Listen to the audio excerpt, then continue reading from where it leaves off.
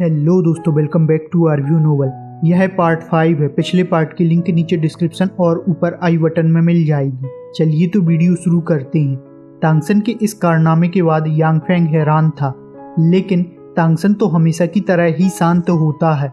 इसके बाद यांग फेंग ने तुरंत ही सभी को 3 दिन का समय दे दिया होता है। 3 दिन बाद यह फिर से फाइट की प्रैक्टिस करने वाले हैं।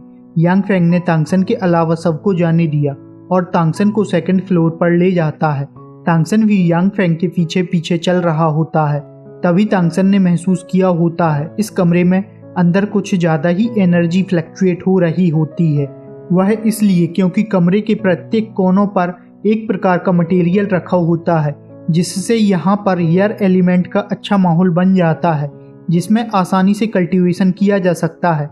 दरवाजा बंद करते हुए यांग फेंग सीरियस होते हुए कहता है, चलो इसके बारे में बात करते हैं। तुम्हारा विंड ब्लेड कंट्रोल कैसे हुआ?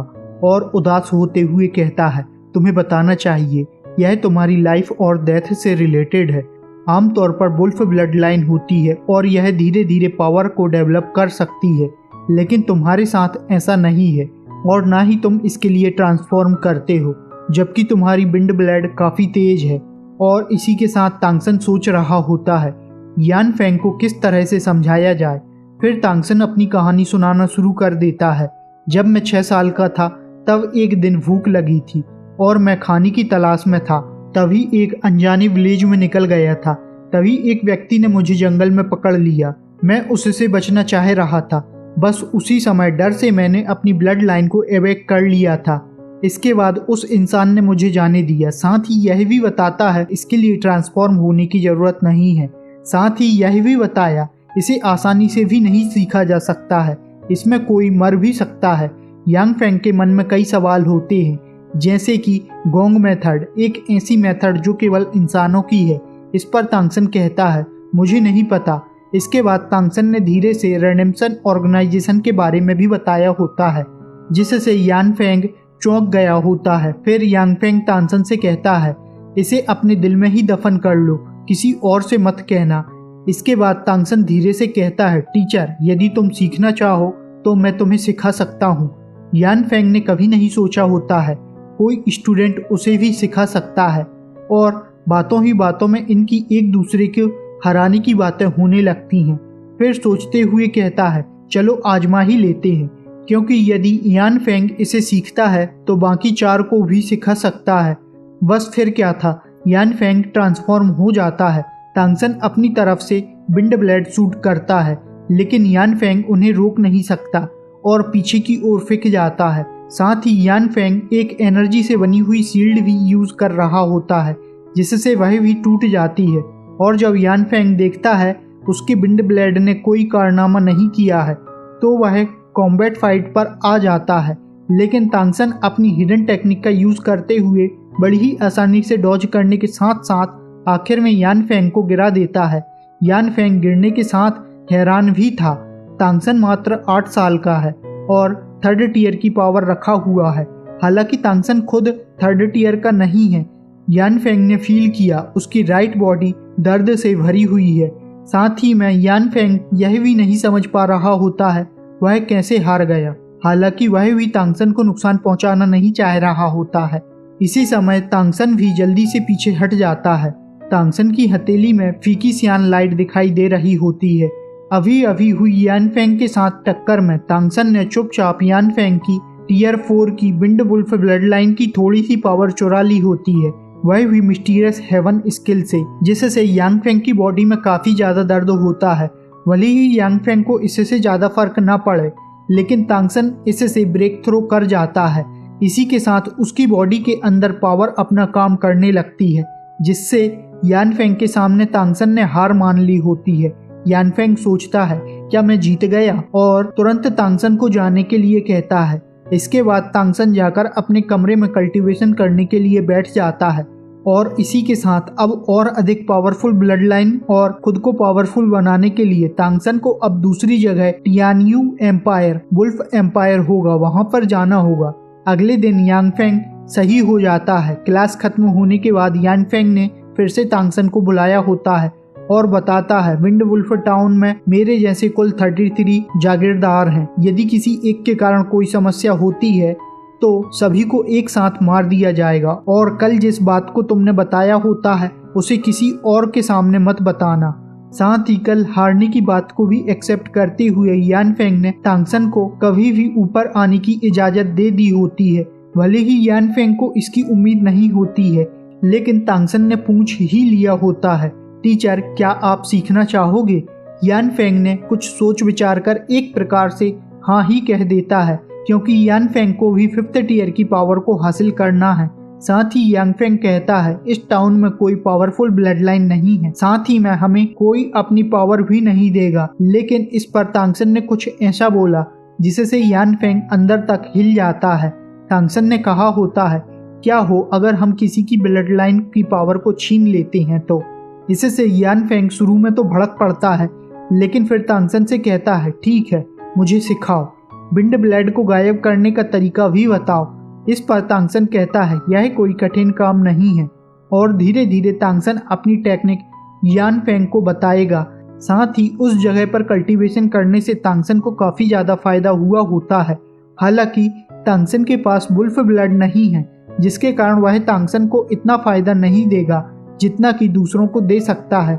इसी तरह से एक के बाद एक दिन बीतते चले गए। तांगसन के बाकी दोस्त के पास भी अब तक 2nd टियर की पावर होती है, और इसी तरह से अब 1 साल का समय निकल चुका होता है। इसके साथ यान फेंग तांगसन को एक दीवार पर लटका हुआ मैप दिखाता है, और इसी के साथ तांगसन से कहता है यह वही है जो तुम हमेशा से ही चाहते हो, मैं इसे तुम्हारे लिए लाया हूँ। साथ ही मेरे लॉर्ड ने कैरी सिटी जाने के लिए कहा है, साथ ही मैं किसी एक को साथ ले जा सकता हूँ। तांगसन इससे खुश हो जाता है, क्योंकि अभी तक 9 सालों में तांगसन ने कभी इस विंड वुल्फ टाउन के बाहर कदम नहीं रखा है। इस 1 साल में जहां यान फेंग ने काफी कुछ सिखाया होता है, वहीं तांगसन से भी काफी कुछ सीखा होता है। तांगसन भी यान फेंग की बातों से समझ गया था यह दुनिया काफी ज्यादा बड़ी है, डोलाओ कॉन्टिनेंट से तो काफी ज्यादा बड़ी होती है। इसी के साथ तांगसन बारीकी के साथ उस मैप को देखने लगता है, साथ ही कहता है मेरी लवली वाइफ इसी मैप पर कहीं है, शाओबू तुम कहाँ हो? तांगसन के एक्साइटमेंट को देखकर यान फेंग को कुछ अलग नहीं लगा, क्योंकि वह भी इससे काफ़ी ज़्यादा खुश था। उसे काफ़ी बड़ी सिटी में जाने को मिल रहा है। साथ ही तांगसन से बताता है वहाँ पर स्लैब को जाने की इजाज़त नहीं है, तुम्हारे लिए मैं टेम्परेरी जागीरदार कार्ड का इंतजाम करूँगा। साथ ही यह भी बताता है हमारी स्थिति वहाँ पर सबसे निचले स्तर की होगी, जिससे कोई भी ऐसा काम मत करना जिससे कोई भड़क जाए, नहीं तो हमें मरने से कोई नहीं रोक सकता है। इसी के साथ ही यह दोनों ही निकल आते हैं। यह सड़क ज़्यादा बड़ी नहीं होती है, पत्थरों से बनी हुई रोड होती है जो साफ ह्यूमन स्लैब के द्वारा बनाई गई होगी, यह तांगसन समझ सकता है। यह रास्ता पूरे 300 किलोमीटर से अधिक का होता है, और इन्हें वहां पहुंचने में लगभग 3 दिन लग सकते हैं। यह तेजी से आगे बढ़ते हैं, क्योंकि लॉर्ड वुल्फ के अनुसार यान फेंग को 10 दिनों में ही अपना काम करके वापस आना होगा। रास्ते में तांगसन ने अनेक प्रकार के डीमोन देखे, लेकिन एक का तांगसन पर सबसे गहरा असर होता है। वह ह्यूमनाइड फिगर होता है जो एक एलिफेंट डीमोन होता है। एलिफेंट डीमोन का जन्म भी 3 टियर के पावर के साथ होता है। उसके बाद एडल्ट होने पर यह 7 टियर तक के हो जाते हैं। भारी भरकम बॉडी होती है। इनकी पर्पल आई 8th टियर की तो रेड आई 9 टियर की पावर को दिखाती है, जबकि लेवेंडर आई सामान्य 7 टियर तक की होती है। इसी के साथ तांगसन और यान फेंग दोनों ही सिटी के गेट तक पहुंच जाते हैं। गेट पर कोई गार्ड नहीं होता है, कोई भी फ्रीली अंदर या बाहर जा सकता है। तांगसन ने सिटी गेट में एंटर किया तो तांगसन को लगता है यह एक अलग ही दुनिया में आ गया है। चारों ओर डीमोन दिखाई दे रहे होते हैं। जैसे ही तांगसन ने देखने के लिए सिर उठाने की सोचता है, उसी के साथ यान फेंग ने तुरंत ही तांगसन को टोक दिया। कहता है मैंने तुम्हें क्या कहा था। उसी के साथ तांगसन ने फिर से सिर को नीचे कर लिया।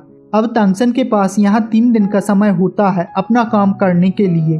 कैरी सिटी के किंग यान फेंग को अच्छे से जानते हैं, जिससे उन्हें जल्दी ही रुकने के लिए एक होटल मिल जाती है।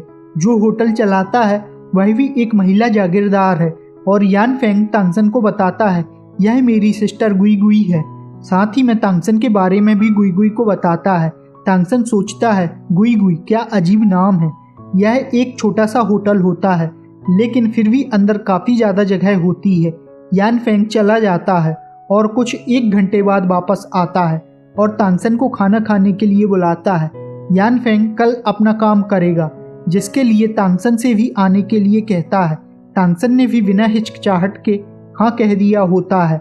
इस पर गुई गुई तांगसन के लेवल के बारे में पूछने लगती है। तब यान फेंग बातों में उलझा देता है।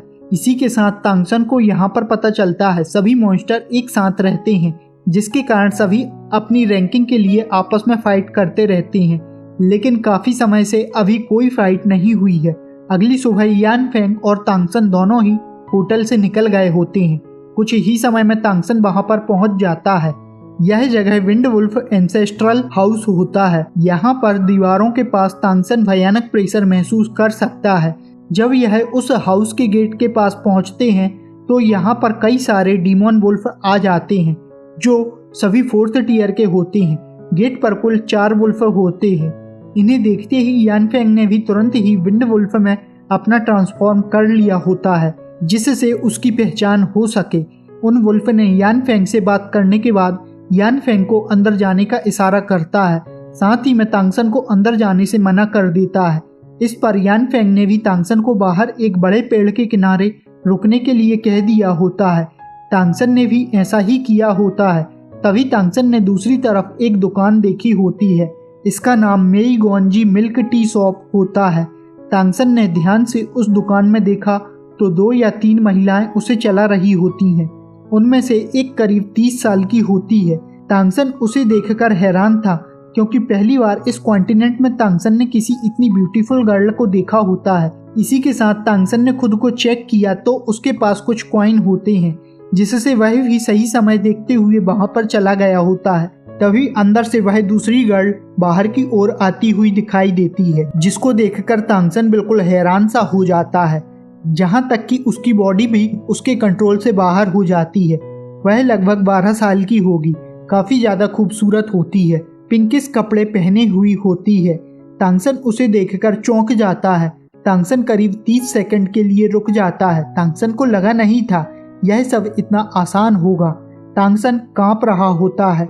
उस लड़की ने तांगसन के हाथों में दूध का कप दिया और कहा जल्दी करो जाओ यहाँ से। तभी उस लड़की की माँ भी लड़की को जियो मेई कहती हुई वापस आने के लिए कहती है। तांगसन उसे साउबू समझ रहा होता है और इसी से उसे साउबू भी कह दिया होता है। तब वह लड़की कहती है नहीं, मैं साउबू नहीं बल्कि शाओमेई या जियो मेई हूँ। इसी के साथ उसने तांगसन को दूध पीने के लिए इशारा किया। तांगसन धीरे धीरे शांत हो जाता है लेकिन हाथ कांप रहे होते हैं। इस समय तांगसन की आंखों से आंसू काफी ज्यादा निकल रहे होते हैं और तांगसन सोचता है चाहे तुम साउबू हो या मेई गोंगजी, बनोगी तो मेरी वाइफ ही। तभी कुछ हैरानी वाली आवाज सुनाई देती है, तांगसन तुम्हें अपनी ड्रिंक कहाँ से मिली? यान फेंग अपना काम करते हुए बाहर आ गया होता है। इस पर तांगसन यान फेंग से कहता है क्या आपने यह दुकान देखी है? यान फेंग ने तुरंत ही तांगसन को चलने के लिए कहता है क्योंकि यहाँ पर सभी अमीर लोग आते हैं, साथ ही वह डीमोन भी कभी भी अटैक कर सकते हैं। तांगसन ने हाँ बोलते हुए तुरंत ही उस दुकान की तरफ दौड़ लगा दी होती है। तांगसन वहाँ पैसा चुकाने के लिए जाता है, साथ ही तांगसन अपना नाम तांगसन बता देता है। इस पर वह लड़की तांगसन की ओर बैक करके खड़ी हुई होती है। वह भी समझ जाती है तांगसन यहाँ पर क्यों आया है, लेकिन क्या यह सच में साउबू है या फिर कोई और, यह जानते हैं हम अगली वीडियो में। यह वीडियो यहाँ खत्म होती है। Thanks for watching.